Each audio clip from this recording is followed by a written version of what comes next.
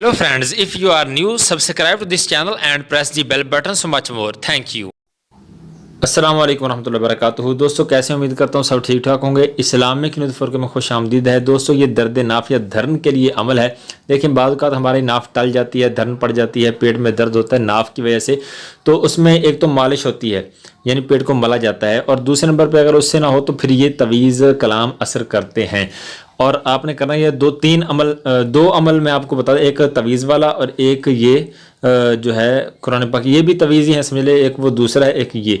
पहले नंबर पे तो ये है कि अगर आपके नाफ पड़ चुकी है, नाफ आपकी अपनी जगह से हट गई है, पेट में दर्द रहता है, नाफ टल गई है, तो आपने ये कुरान पाक की आयत है सूरह बकरा की आयत नंबर 178 7-8, ज़ालिका तख़फ़ीफ़ुम मिर रब्बिकुम व रहमा। यहाँ पर अपने ज़ेर ज़बर लगाने की ज़रूरत नहीं है, आप वैसे भी लिख सकते हैं, ठीक है। इसको लिखें, लिखने के बाद आप नाफ की जगह पे इसको बांध लें, ठीक है। इंशाल्लाह फ़ायदा होगा, आपकी जो नाफ टल गई है वो दुरुस्त हो जाएगी। और इसके अलावा दूसरे नंबर पे आपने करना क्या है कि जो तवीज़ दूसरा है जो मैं अपनी तरफ से आपको दे रहा हूँ, ये कुरान पाक की आयत है, वो तवीज़ है। आपने करना क्या है, 3 खानों वाला तवीज़ बनाना है, 3 खानों वाला। 4-4 लाइनें लगाएंगे तो 3-3 खाने तैयार हो जाएंगे, ऊपर से नीचे, दाएँ से बाएँ।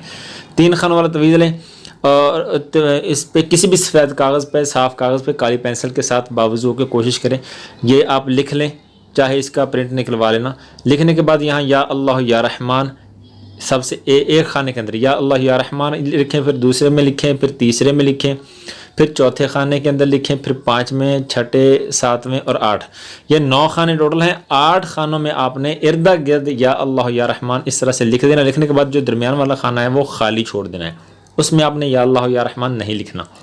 यहाँ भी ज़ेर ज़बर लगाने की ज़रूरत नहीं है।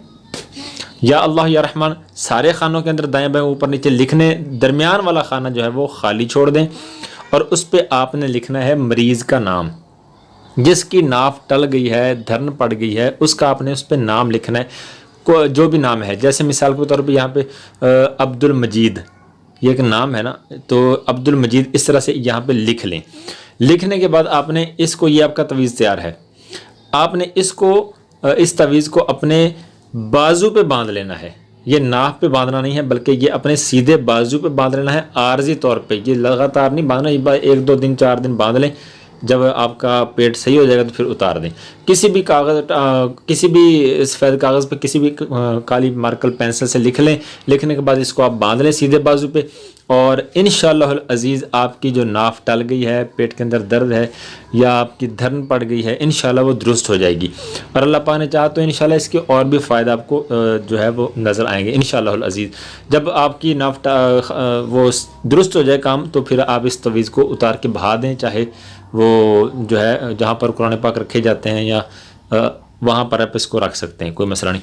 अल्लाह पाक जितने भी भाई दोस्त अहबाब बीमार हैं, परेशानी में मुब्तला हैं, अल्लाह करीम उनकी परेशानियाँ दूर करे, शिफा कुल्ली अता फरमाए। जज़ाकल्लाह। वीडियो पसंद आए तो इसको लाइक कर देना, और चैनल को सब्सक्राइब करके बेल आइकन को लाजमी दबा दें, ताकि वीडियो की नोटिफिकेशन आपको मिलती रहे। जज़ाकल्लाह खैर। अस्सलाम वालेकुम रहमतुल्लाहि व बरकातुहू।